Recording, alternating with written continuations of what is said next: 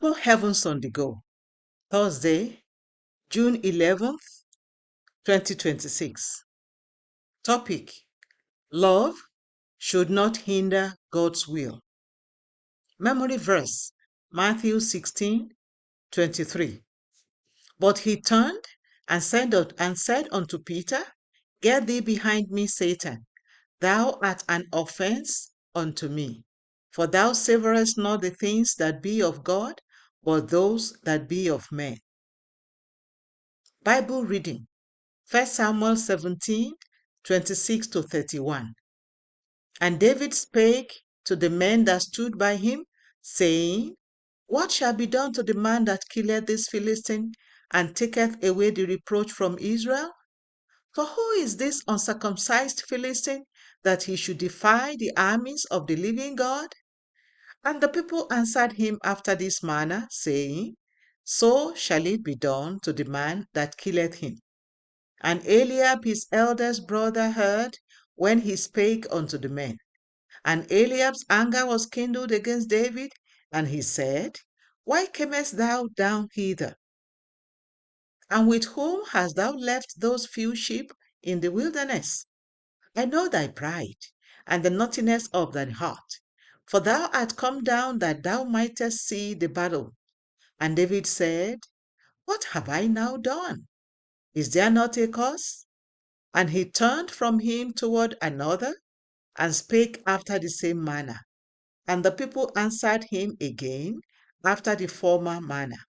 And when the words were heard which David spake, they rehearsed them before Saul, and he sent for him. The message: In December 2018, I went for the RCCG's annual Let's Go A Fishing Evangelism program, as I usually do. The roads were bad, but I didn't let that bother me because I was already used to traveling on bad roads. However, the roads were so bad that year that by the third day of the program, my body broke down completely and I had to spend Christmas Day in bed.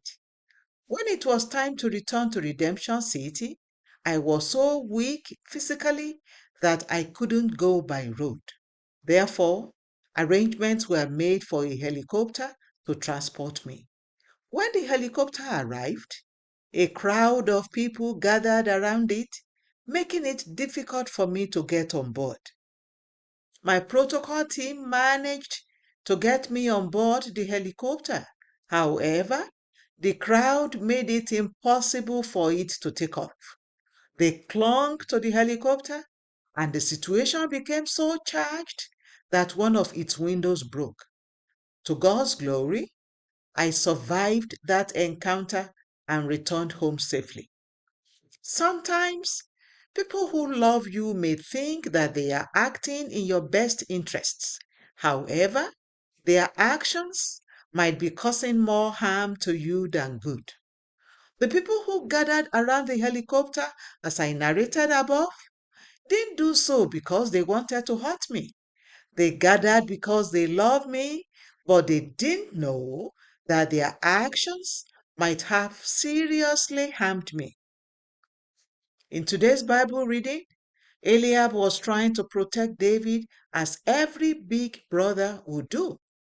His younger brother had no combat training whatsoever, yet he was determined to challenge a seasoned warrior. If you were in Eliab's shoes, you would also have done everything possible to prevent David from facing Goliath. However, even though he had good intentions, his actions might have prevented David from fulfilling his destiny. Beloved, you must be careful to know when your loved ones are acting in a manner that will limit you from fulfilling God's plan for your life.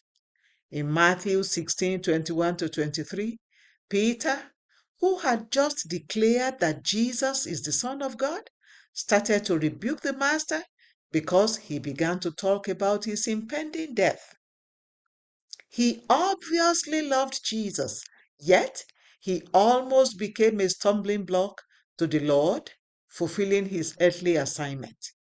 I pray that God will help you discern whenever your loved one's actions are hindering his will for your life. May he give you the courage to refuse to allow their words and actions prevent you from doing his will in Jesus' name. Bible reading in 1 year, Psalm 34 to 37. Prayer point. Father, please help me to discern when my loved ones are not mindful of your will concerning my life. Father, please help me to discern when my loved ones are not mindful of your will concerning my life. Hymn for today. Guide me, O thou great Jehovah. The Open Heavens is written by Pastor E.A. Adeboye, the General Overseer of the Redeemed Christian Church of God. God bless you.